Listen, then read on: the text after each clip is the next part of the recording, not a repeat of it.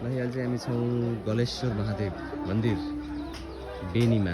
एकदमै राम्रो ठाउँ रहेछ, पुरै ढुङ्गा माथि बनाएको मन्दिर। एकदमै हामी घुम्न आइरहेका छौँ।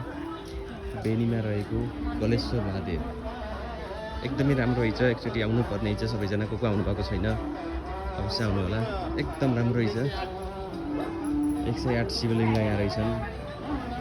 मुक्तिनारायण पाण्डेले जल चढाउने ठाउँ यहाँ रहेछ होइन, गलेश्वर महादेवमा। एकदमै राम्रो ठाउँ रहेछ। फर्स्ट टाइम आएको, एकदमै रमाइलो लाग्यो। हजुरहरू पनि आउनु होला, फेरि भन्न चाहन्छु। यहाँ चाहिँ हामी मेन मन्दिरमा जाँदैछौँ, गलेश्वर महादेव। अङ्कलले पुरै घन्टी बजाउँदै हुनुहुन्छ। जय गलेश्वर महादेव की जय।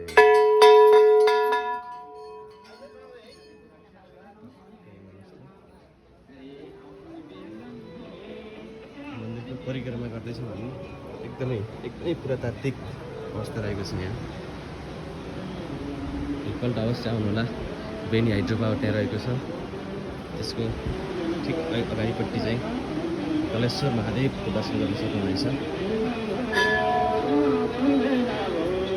एकदमै भिडभाड रहेको छ।